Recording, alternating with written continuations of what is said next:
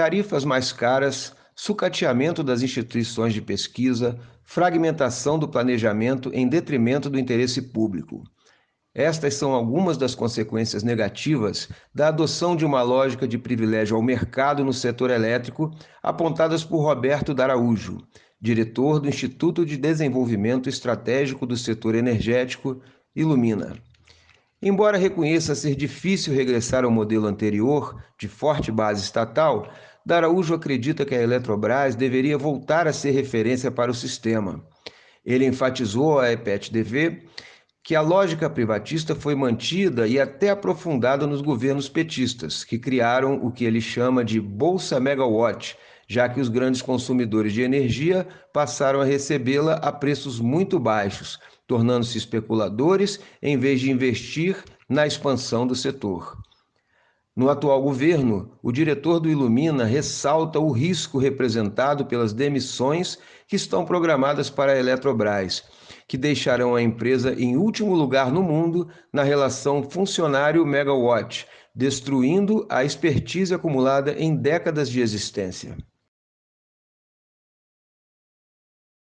Durante sucessivos governos, o Brasil gradualmente abraçou a lógica do mercado em detrimento do planejamento estatal.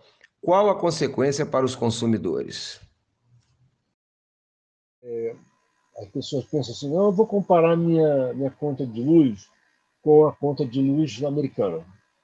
Aí você pega o teu valor lá, divide pelo dólar. E aí, como o dólar subiu, parece que a tua conta de luz é barata, né? Quando os distribuidores querem fazer comparações internacionais, eles usam esse método, método do dólar. E aí parece que o Brasil tem um preço barato. Ah, mas a tarifa está muito cara. Não é assim que se faz. E só tem um lugar que faz direito, que é a Agência Internacional de Energia. Ela faz através da paridade do poder de compra. E como é que ela faz isso? Ela olha o preço da energia dentro de uma cesta de produtos dentro de cada país. E você sabe qual é a posição brasileira? Nós somos os vice-campeões de tarifa cara. Imagina só, e o que é impressionante, parece ser um sintoma de morte da sociedade brasileira. Como é que nós, que temos tantas vantagens, temos toda essa ideologia, todo esse sol, todo esse vento, temos petróleo, temos tudo isso, temos preços tão caros. Se fizer isso com a gasolina, vai ser a mesma coisa. Nós pagamos preços absurdos. E ninguém pergunta assim, epa, para tudo, e vamos saber por quê. Então, nós estamos nesse seguinte ponto inicial. Ninguém se pergunta por que o Brasil tem preços tão caros em coisas que ele podia ter extremamente vantajosas. E nós estamos assistindo, por exemplo, indústrias se mudando para o Paraguai para aproveitar a energia de Itaipu. Estamos nos desindustrializando, em parte, em função do preço da energia cara. Então, é lamentável, é muito triste todo esse caminho que nós estamos correndo.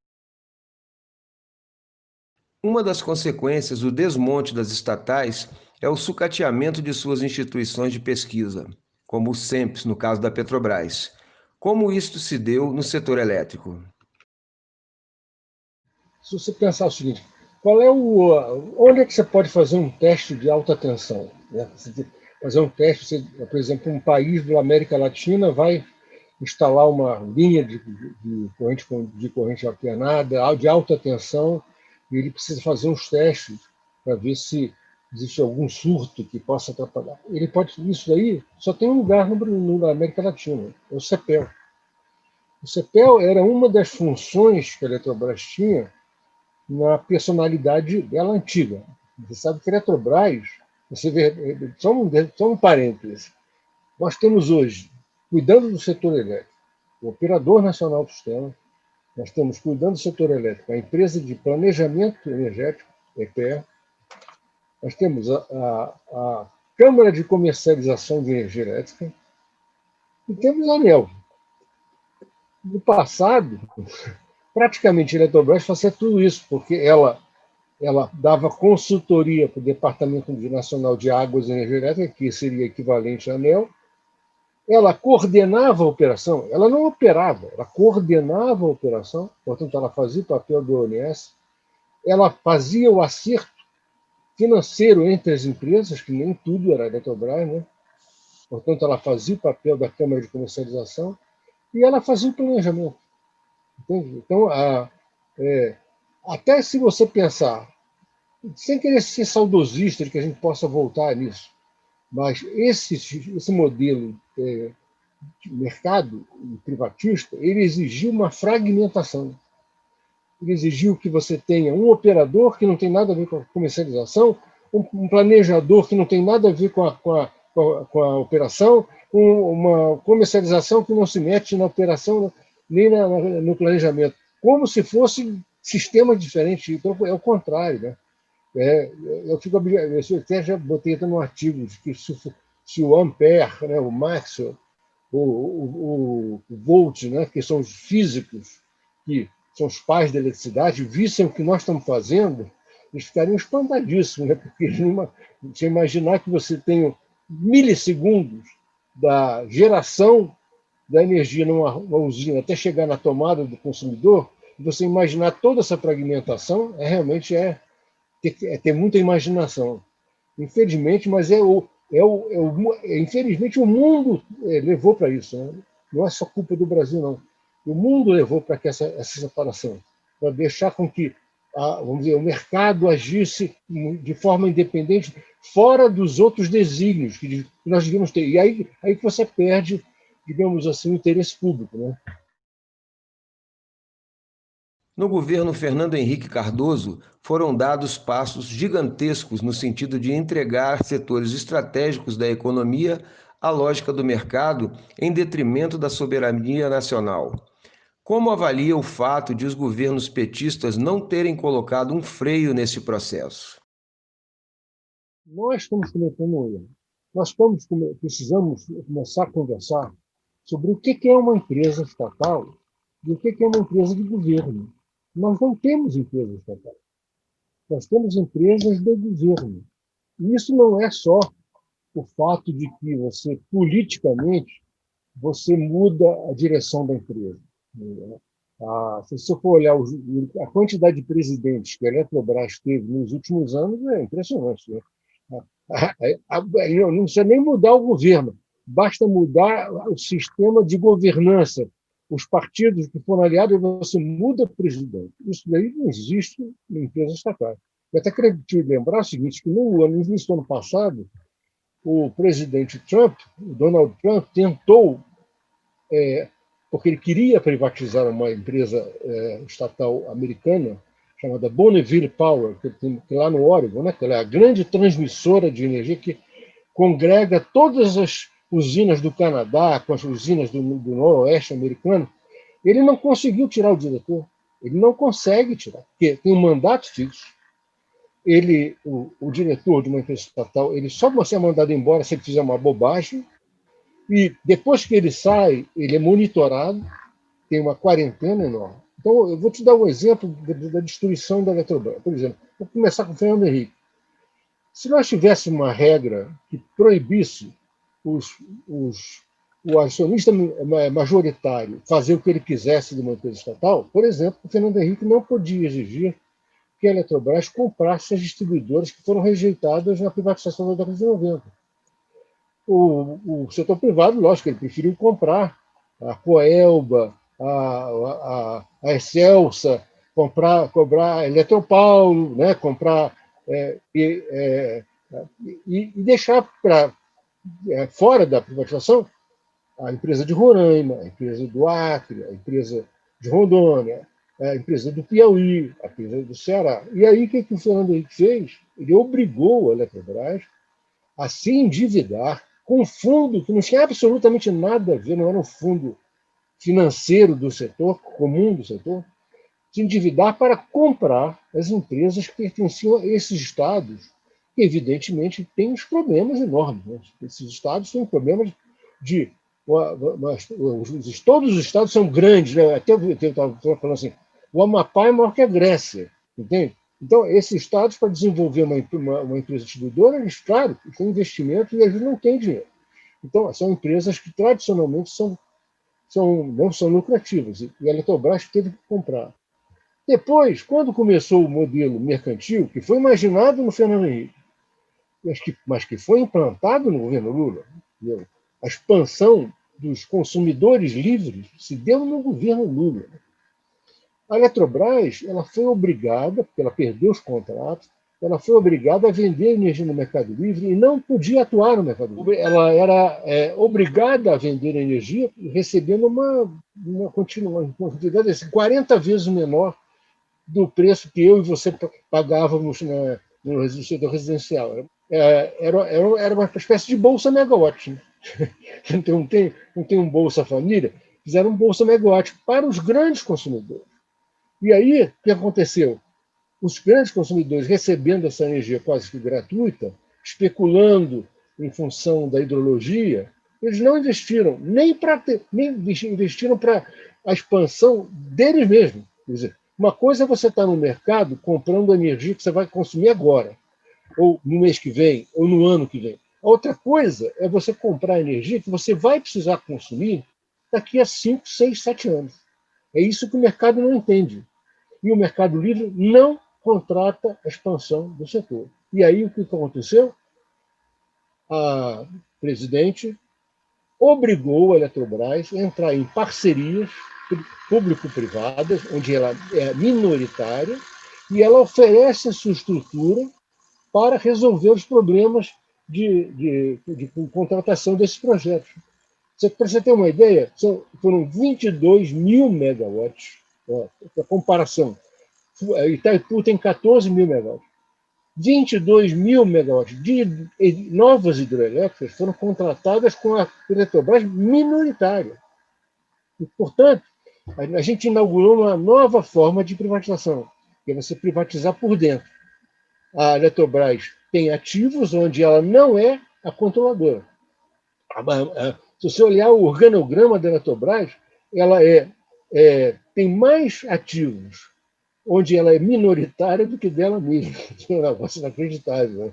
A privatização por dentro. Depois vem a tal da medida 579, por causa do desespero, porque a tarifa subia absolutamente, e outra vez, mais uma escolha dar vantagens ao setor privado, porque não houve nenhum diagnóstico porque a tarifa estava mais baixa, e se colocou toda a culpa na amortização das usinas antigas, a pedido da Fiesp. Inclusive, a Fiesp, em 2011, fez uma grande campanha dizendo que a culpa da tarifa alta era porque as usinas antigas já estavam amortizadas.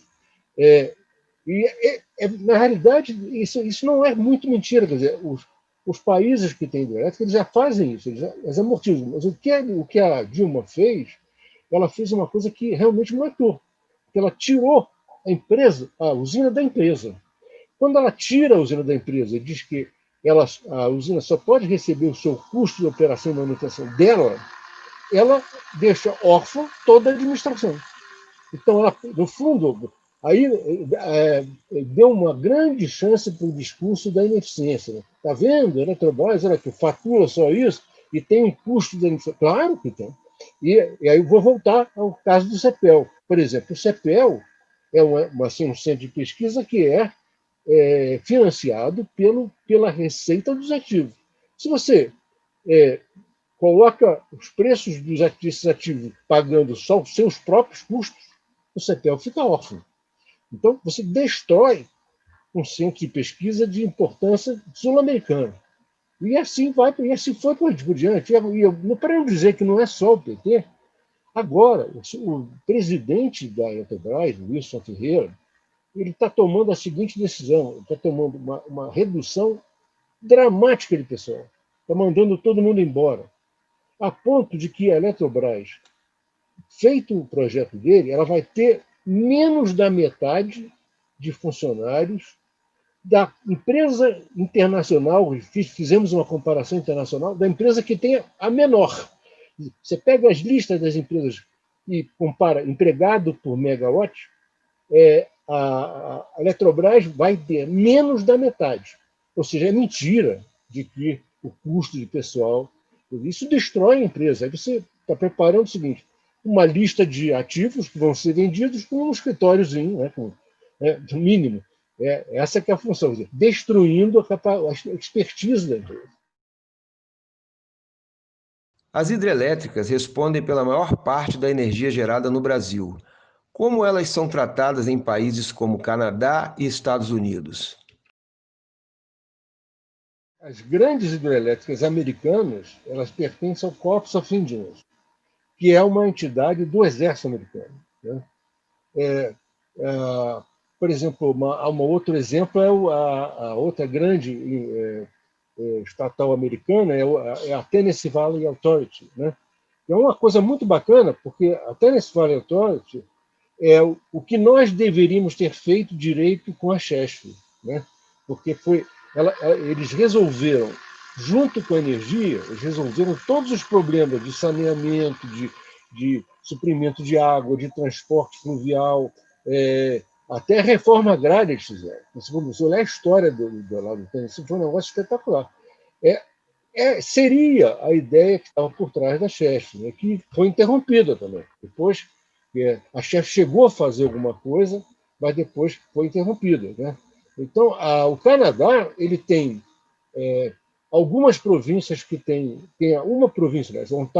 Ontário tem o setor elétrico é privado, mas Quebec, que é o sistema mais parecido com o Brasil, porque eles têm grandes reservatórios também, e a British Columbia, lá no oeste, são totalmente estatais. Entendeu? Então, as outras províncias também são estatais. A única que ficou naquele período de privatização, que acabou sendo privatizada, é o Ontário. Agora, um país que tem esse sistema de estatal, ele tem uma regulação muito mais forte. Né? A nossa regulação é muito fraca. Por exemplo, com esse negócio do Amapá, por exemplo, você veja que coisa absurda. Né? Uma subestação que vai ligar o Amapá é como se fosse uma ponte que você vai construir para criar um caminho para um território que está separado por um abismo.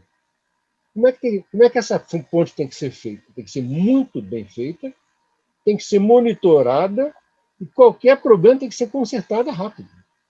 Pois eles entregaram isso para uma empresa espanhola que já estava em falência, a Isolux, que ela não fez aquilo que estava no projeto, ela não e começou a fazer claims, pedidos para a ANEEL de adiar por exemplo, ter uma redundância de transformadores, e assim por diante. E depois, imagina você, no Brasil, isso, você é concessionário de uma subestação essencial para um Estado, e você vende a sua empresa para uma outra empresa chamada Gemini Energy, depois que agora que nós estamos descobrindo que a Gemini Energy é controlada por um fundo especialista em recuperar empresas de falência. Então, depois, quando teve o apagão, eu entrei na página da Isolux e percebi que a Isolux estava tendo prejuízo desde 2014. Então, bastaria alguém da ANEEL entrar na página da Isolux e falar assim, opa, olha, essa concessionária aqui está tendo prejuízos recorrentes desde 2014. Vamos dar uma olhada para ver se ela está fazendo as coisas direito? Então, e aí vem a fragmentação, apesar do operador nacional ter chamado a atenção, a ANEEL não fez uma fiscalização louca. Porque se tivesse feito, o que ela deveria fazer é caçar a concessão e entregar para a Eletronorte. Porque já era mais do que previsível que se acontecesse um problema, não ia ter solução. Então, nós temos uma ilusão no Brasil de que existe aquela história do Estado mínimo. Né? Se você vender tudo, aí você tem o Estado mínimo. As pessoas não conhecem o Estado regulador americano. O Estado regulador americano é enorme. Só para ter uma comparação, a Agência Nacional de Energia Elétrica tem mais ou menos uns 600 a 700 funcionários, nem todos especialistas, evidentemente. O equivalente americano é o Federal Energy Resource Committee, né? Mas ele tem 1.500 funcionários e ele não precisa cuidar de tudo, porque cada estado tem uma agência reguladora. Então, olha o tamanho do estado regulador americano que cuida do setor elétrico americano. E olha o nosso. Quer dizer, temos um sistema de linhas de transmissão que cobre 4.000 quilômetros sul-norte, 4.000 quilômetros leste-oeste, então deve ter mais ou menos uns 300 funcionários que entendem de energia elétrica que podem fazer. Então, nós não temos um Estado regulador. Então, além de não termos uma legislação que proteja as empresas para não deixar que os acionistas majoritários, o Estado, faça o que quiser, nós não temos agências reguladoras capazes de regular esse sistema. Na Agência Nacional do Petróleo, Gás Natural e Biocombustíveis, a ANP, há inclusive representantes de multinacionais do setor. Isto acontece nos Estados Unidos? Não, não é isso que eu estou dizendo. Quer dizer, é o mesmo sistema das estatais. Você tem mandato fixo, e veja, quando alguém é indicado como agência reguladora, ele passa a ser vigiado pelo Estado, economicamente. Entende? Quer dizer, alguém que quer ser regulador, ele sabe que, se ele for pego em alguma coisa, a punição é irreversível, porque não tem recurso, né?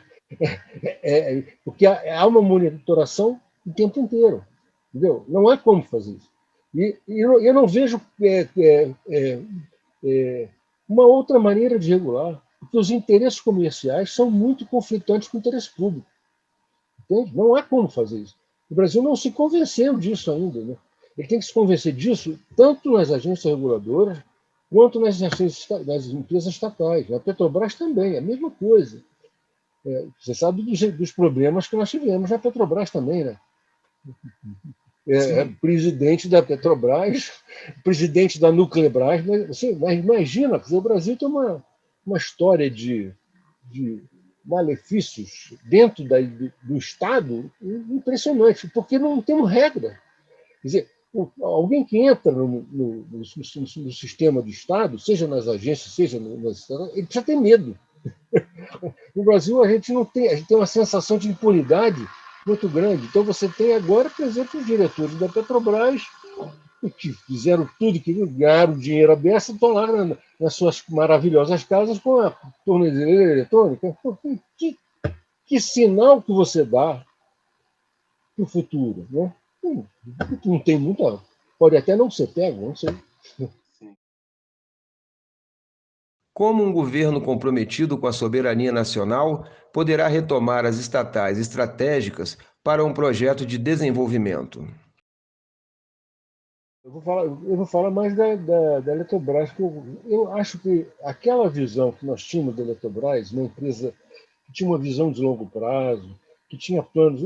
Sinceramente, eu já estive fora do Brasil. Quando a gente apresenta o sistema elétrico brasileiro fora do Brasil, os olhos se arregalam. As pessoas não têm ideia. Quando você fala assim, olha, o sistema de transmissão no Brasil é único no planeta, porque eu consigo transmitir, como se eu pegasse uma usina do Sudeste, por exemplo, a usina de Itumbiara. Eu uso sempre a usina de Itumbiara, que é uma usina que ela tem mais ou menos 1.000 megawatts médio, como se ela pudesse gerar sempre 1.000 megawatts. É uma referência. Né? Você consegue transferir para o sul, para socorrer o sul, que não tem água, 6 usinas de Itumbiara. É quase que a carga inteira do Nordeste. Então, as linhas de transmissão elas funcionam assim como se fossem estradas. Você leva uma usina para lá, leva uma usina para cá. Portanto, o Amapá, com essa subestação lá se estivesse funcionando, ele podia estar recebendo, numa hidrologia onde o sul estivesse cheio d'água, o sul transmite para o Sudeste transmite para o Norte e o Norte transmite para o Amapá. Ele está recebendo uma energia que foi gerada lá na ponta sul do Brasil. Quando você fala isso fora do Brasil, a primeira coisa que eles falam é assim, mas então você tem muita perda associada à transmissão. Não, não tem, porque nós fizemos um sistema de grande alta tensão. Então você aumenta a tensão, diminui a corrente. Energia é tensão, é voltagem versus corrente. Se você transmite em alta tensão, a corrente diminui.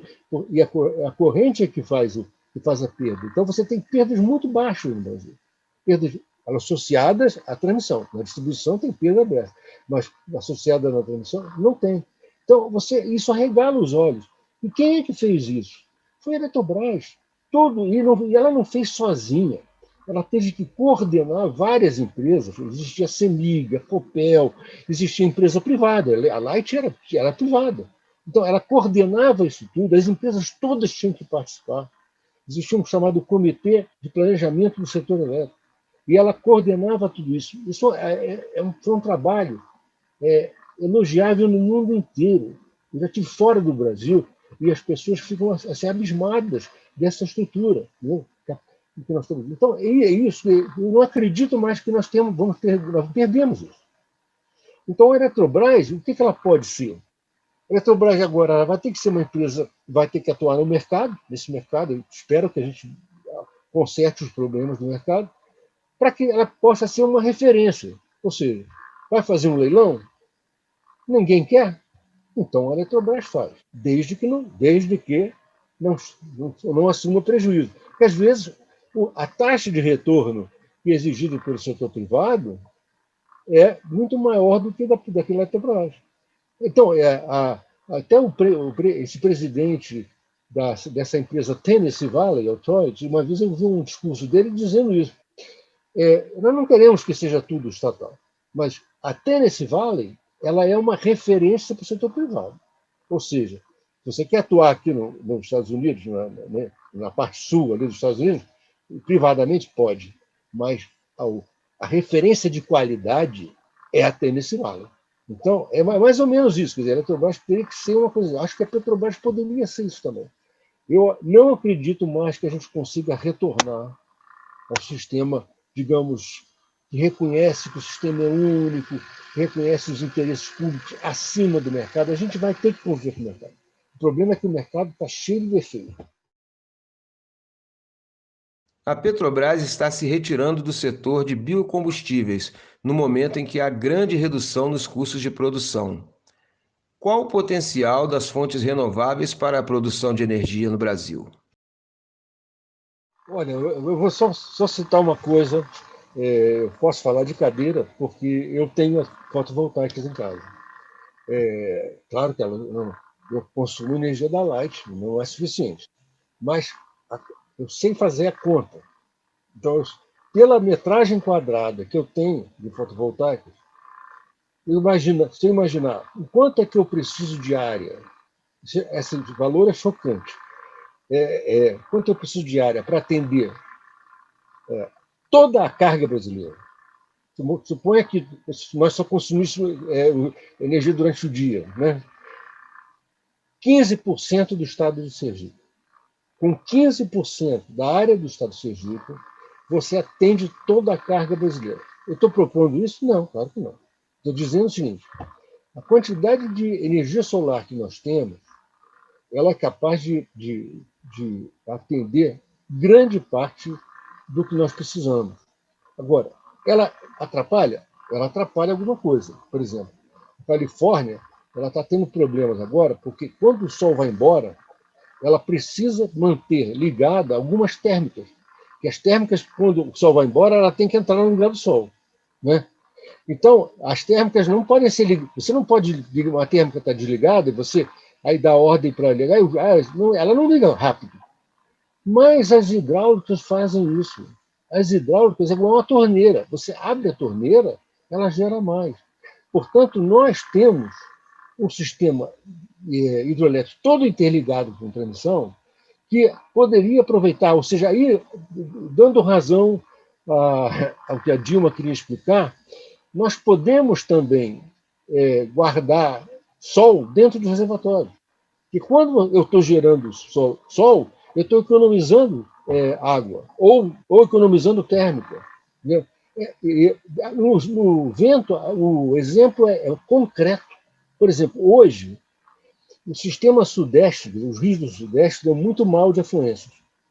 O sistema do nordeste, que é o Rio São Francisco, está muito mal de afluência. O sistema norte está muito mal de afluência. Agora, olha os reservatórios do nordeste como são. Cheios. Por quê? Porque as eólicas do nordeste estão gerando mais do que a carga do nordeste. Portanto, veja que coisa impressionante. A região mais seca do Brasil está exportando energia hoje. Portanto, a, aquele velho problema que, se você for pesquisar na imprensa, do reservatório de Sobradinho, que esvaziava e atrapalhava a pesca, atrapalhava a navegação, acabou. Sobradinho não depressiona mais, ele não cai mais no nível. Por quê? Porque o vento está substituindo a água. Então, eu não estou dizendo que a gente deva abandonar a questão das afluências, não. Inclusive, eu até fiz um filmezinho lá no site do Ilumina que mostra que esse desmatamento pode estar causando essa redução das afluências aqui no Sudeste, né? O fato dos rios voadores. Né? Então, nós temos um sistema que pode nos ajudar bastante. Né? Então, acredito também que se a Petrobras se dedicar um pouco à visão um pouco mais ampla, o biodiesel, os carros elétricos, né? Nós vamos precisar de uma rede, né? Como é que vai ser esse negócio de tomadas que a gente faz aqui com os carros elétricos. Há também um discurso, às vezes, um pouco contrário, que por causa da bateria do carro elétrico, as pessoas esquecem o seguinte: quando você substitui um carro a gasolina por um carro elétrico, imediatamente você substitui uma máquina que tem uma eficiência só de 45%, né, que é da combustão, por uma que tem eficiência de 90%. Então, mesmo que você tenha os problemas de como é que você vai tratar as baterias que não vão ser utilizadas, o problema da bateria é um problema tecnológico, vai ter que ser resolvido. Mesmo assim, você tem um ganho de eficiência. Então, esse é um caminho que está correndo. Quem viaja pela Europa, você vê que, por exemplo, em Paris, na Alemanha, você vê carros pré-alugados com as tomadinhas. Então, na realidade, isso é um caminho sem volta. Então, acredito que, ao contrário do que as pessoas pensam, isso pode ser uma saída para as empresas estatais, dentro do mercado, evidentemente. Como retomar as condições para o planejamento, já que no Brasil é ainda muito baixo o consumo per capita de energia e haverá inevitável aumento em um cenário de desenvolvimento socioeconômico? Parece que nós não queremos reconhecer o que é o Brasil. Implantar um sistema de mercado com um setor tão singular, eu estou te dizendo que, igual ao Brasil, não tem nenhum. Nenhum sistema no Brasil é igual, por causa da quantidade de linha de transmissão, da variabilidade hidrológica entre regiões, dos grandes reservatórios, da função reguladora dos grandes reservatórios. Nenhum país tem isso. Né? Então, se você pega. O Canadá tem, mas o Canadá só em Quebec. Só Quebec é que tem grandes reservatórios. Então, nós somos assim, um clube extremamente restrito, né? Que tem essa base hidroelétrica. E nós tentamos implantar um modelo de mercado à imagem do sistema inglês, que na época era quase que exclusivamente petróleo. Carvão, né? Carvão, que foi depois substituído pelo gás, mas era basicamente térmico. Então, quando você tem isso, você tem um mercado competitivo de geração, onde cada usina sabe exatamente quanto vai gerar. Bom, se você tem no Brasil uma base hidroelétrica, num país tropical, onde o clima é variável, você não sabe quanto vai gerar. Às vezes você vai gerar toda a carga brasileira. Então, como é que uma usina térmica no Brasil pode sobreviver? Bom, se ela for planejada para vender e ganhar dinheiro apenas quando gera energia, ela falha. Então, nós bolamos um sistema onde as usinas, em função da variabilidade, elas não vendem a energia que elas geram. Elas vendem uma parcela do total. Então, por exemplo, num ano chuvoso, as térmicas vendem energia. Elas vendem uma parcela que é gerada pelas hidráulicas e ela tem direito a vender. Então, e aí nesse mercado que nós fizemos a besteira de não exigir desse mercado que ele não se aproveitasse dos períodos de sobra de energia e dos períodos de grande hidrologia. Então, se você for olhar os preços que foram praticados no Mercado Livre no início do governo Lula, é um negócio inacreditável. Quando você gerava energia no lugar das térmicas, você vendia energia hidráulica por R$ 4 por megawatt-hora. Cada 1.000 kWh, R$ 4. Depois foi para 20 e tal. Mas assim, é o recorde absoluto de energia barata. Bom, é isso que eu estava dizendo. Quer dizer, com uma situação dessa, esse mercado não quer saber de investir. Então, nós temos que descobrir uma maneira de... O mercado não vai gostar. O mercado ele é como se você está na feira. Né? Está na feira, tem duas bananas iguais, você compra do mais barato. Né? Mas o mercado não gosta de você ir para a feira e dizer que você agora tem que contratar, porque o plantador de banana tem que plantar mais pés de banana para você ter no futuro. Né? Ele não gosta disso. Né? Ele acha que tudo será resolvido no mercado de curto prazo. E não é verdade. Você pode até fazer um contrato de longo prazo para consumir depois, mas você não está contratando a construção de uma usina. Então, nós vamos ter que arranjar um jeito de fazer com que esse mercado participe da expansão. E até agora, eu não vi nenhuma ideia que acontecesse isso. Lá no início do governo Lula, essa história me deixa até triste, né? Porque nós propusemos uma mudança. Em vez de ter um valor fixo para cada usina, as usinas seriam contratadas por potência. Você contrata por potência. Qual é a vantagem? Eu sou dono de uma hidroelétrica. Em vez de eu receber um pagamento pela energia que ela é capaz de produzir, não. Eu recebo um pagamento pela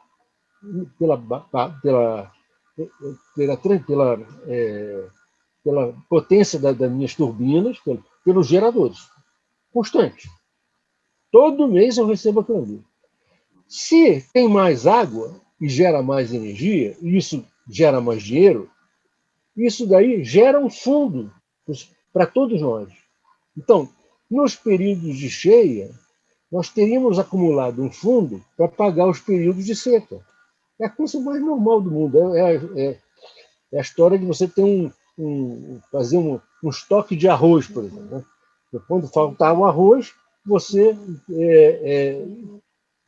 tem lá o teu armazém de arroz que você regula. Nem isso fizemos. E, na realidade, durante o governo Lula, nós que tínhamos essa proposta fomos afastados. Nem o chamado mercado, ele nem soube dessa proposta, porque foi totalmente afastado e se preferiu manter esse mercado com todas essas distorções que eu estou te falando.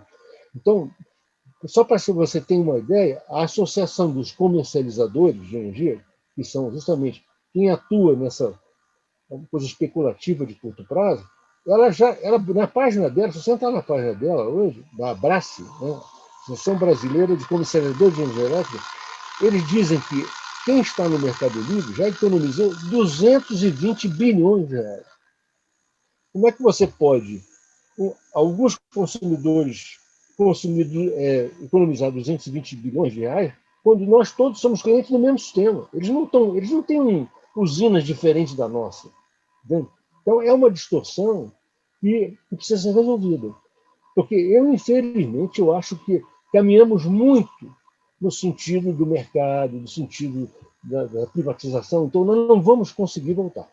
Então, pelo menos, nós temos que manter um sistema que preservasse o interesse público.